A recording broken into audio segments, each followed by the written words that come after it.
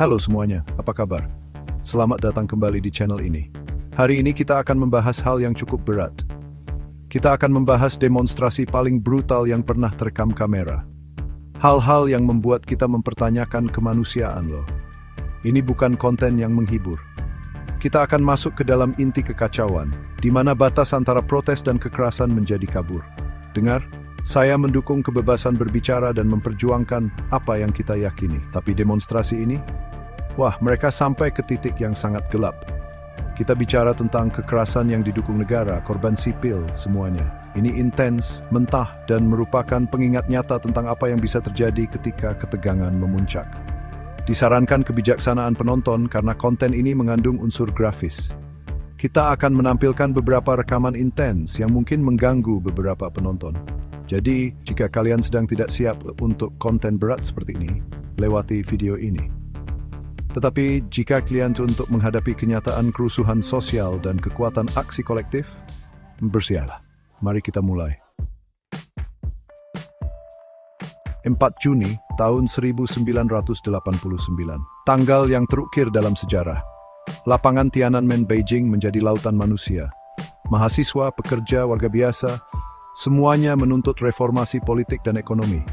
Bayangkan keberanian yang dibutuhkan untuk melawan pemerintah, apalagi negara adidaya seperti Tiongkok.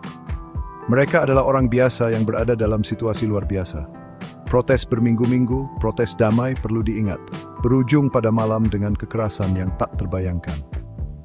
Pemerintah Tiongkok yang takut akan ketidakstabilan mengerahkan tentara pembebasan rakyat kepada rakyatnya sendiri. Tank-tank bergulir di jalanan, tembakan memecah keheningan malam. Dunia menyaksikan dengan ngeri.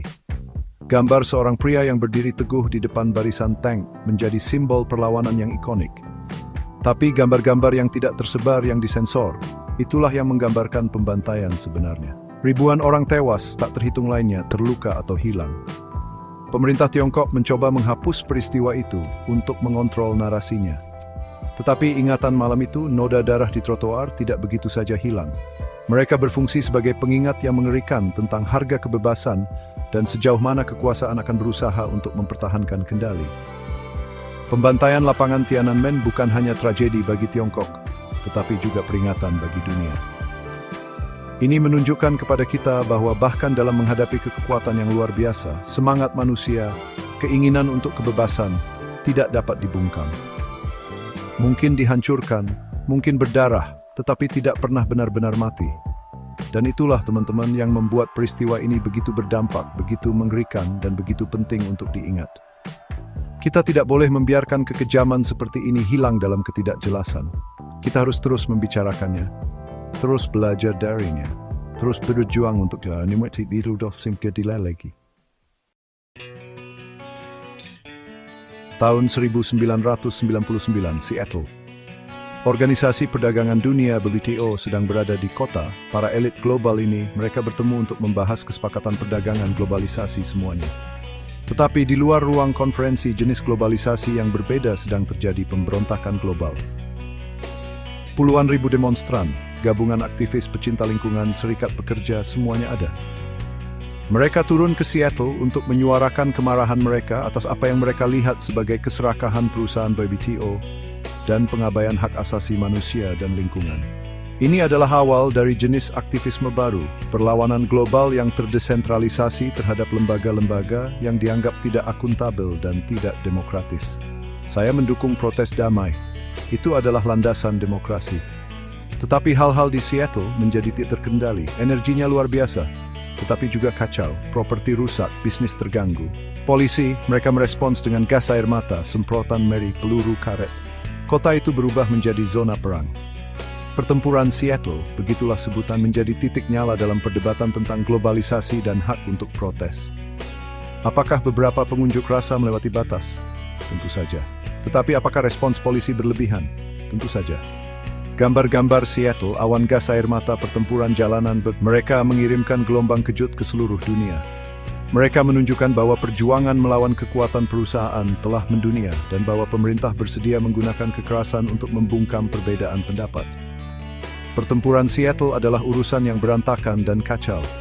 Tetapi itu juga menandai titik balik dalam gerakan anti-globalisasi dan menyoroti keretakan yang semakin besar antara rakyat dan lembaga-lembaga yang mengaku mewakilinya.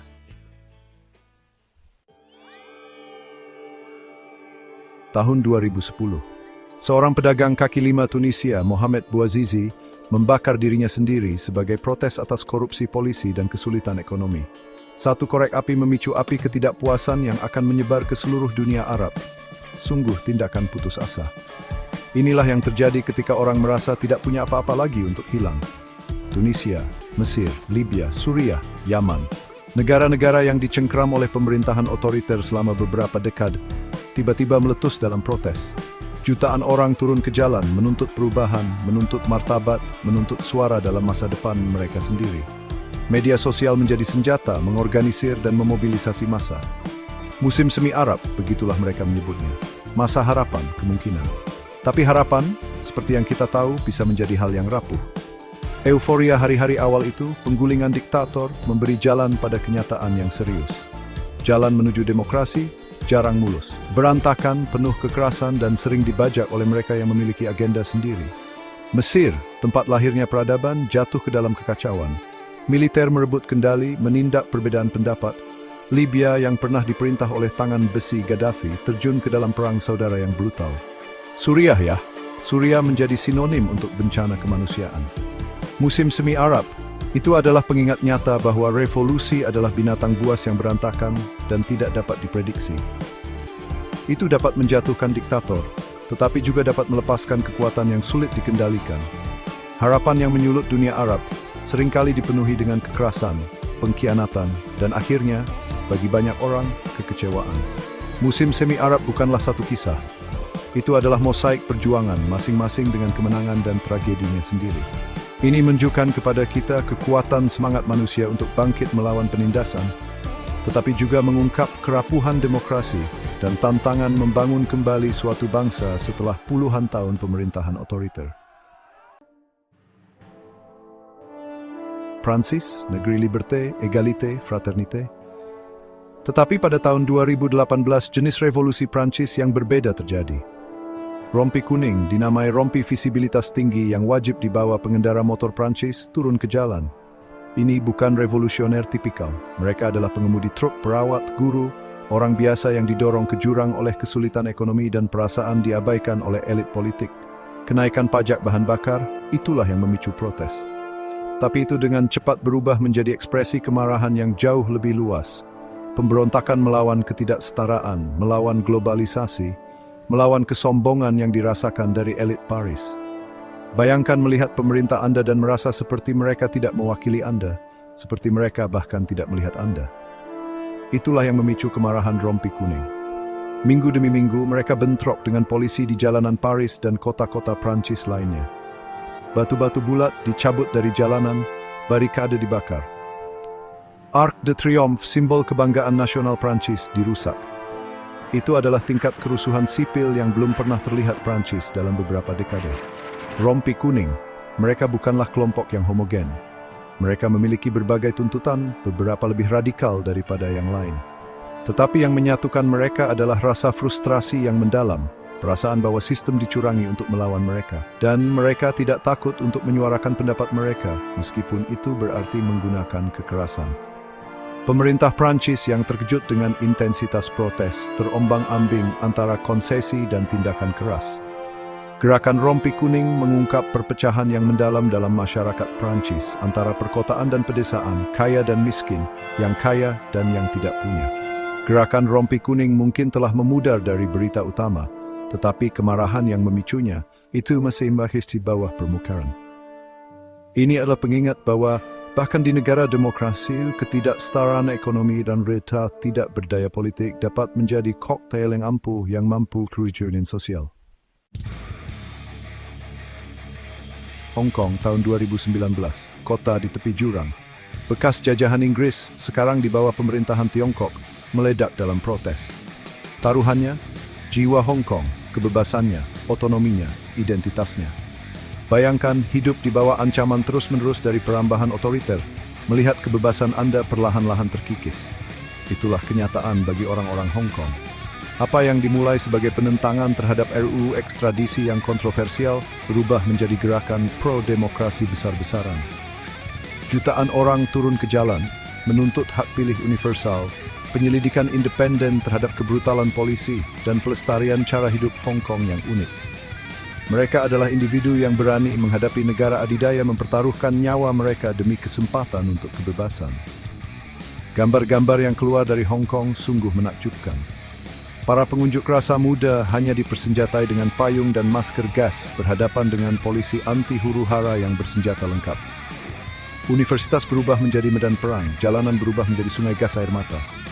Itu adalah perjuangan Daud dan Goliat, dengan masa depan Hong Kong tergantung pada keseimbangan. Pemerintah Tiongkok mereka merespons dengan pedoman mereka yang biasa sensor, propaganda dan kekerasan. Para pengunjuk rasa ditangkap, dipukuli, dihilangkan. Undang-undang keamanan nasional, undang-undang kejam yang dirancang untuk menghancurkan perbedaan pendapat, diberlakukan di Hong Kong. Protes Hong Kong bukan hanya tentang demokrasi, tetapi tentang melestarikan cara hidup, identitas unik yang terancam oleh cengkeraman Beijing yang semakin ketat. Itu adalah pengingat bahwa kebebasan adalah hal yang berharga dan rapuh, dan terkadang Anda harus berjuang mati-matian untuk melindunginya. Dunia menyaksikan dengan kagum dan ngeri ketika orang-orang Hong Kong berdiri di selimut kota dekat Tiongkok. Pevadrika, Tony Hengpong, Ansoing Gong, Kewutfase, Itikau. 25 Mei 2020, Minneapolis, Minnesota. George Floyd, seorang pria kulit hitam yang tidak bersenjata dibunuh oleh petugas polisi. Kematiannya terekam kamera untuk dilihat dunia. Gambar Floyd yang dijatuhkan ke tanah megap-megap, saya tidak bisa bernapas menjadi kata-kata terakhirnya, memicu badai kemarahan dan kesedihan yang menyebar ke seluruh Amerika dan sekitarnya.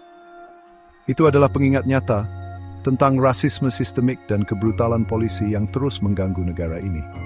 Dari Minneapolis ke New York, Los Angeles ke Atlanta, jutaan orang turun ke jalan. Protes Black Lives Matter yang dipicu oleh puluhan tahun frustrasi dan kemarahan yang terpendam meletus di kota-kota besar dan kecil di seluruh negara.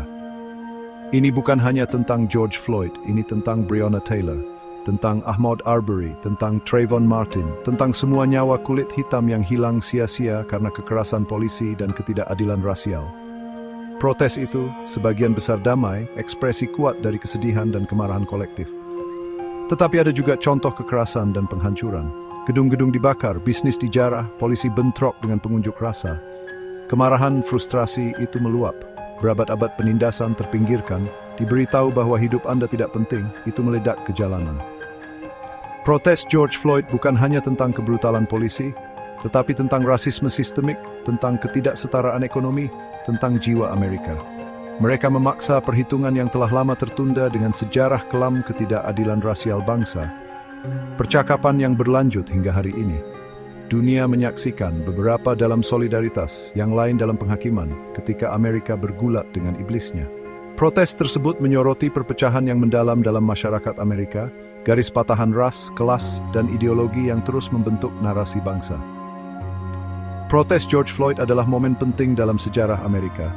Mereka menunjukkan kekuatan aksi kolektif, urgensi menangani ketidakadilan rasial, dan jalan panjang dan sulit di depan dalam perjuangan untuk kesetaraan. Gema dari protes itu terus bergema.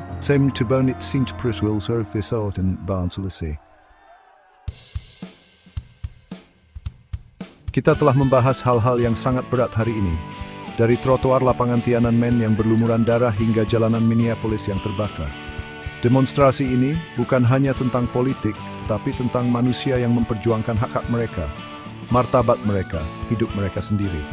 Mereka adalah bukti keberanian, ketahanan, dan semangat tak tergoyahkan dari mereka yang berani berdiri dan berkata, cukup sudah.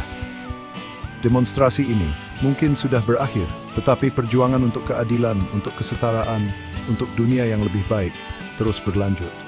Terserah kita masing-masing untuk tetap mendapat informasi, untuk tetap terlibat, dan untuk tidak pernah berhenti mempertanyakan status quo. Terima kasih telah menonton. Jangan lupa untuk like, share, dan subscribe untuk hitung mundur yang lebih intens. Tetap aman dan tetap terinformasi. Dan ingat, perjuangan untuk dunia yang adil dan setara dimulai dari kita masing-masing.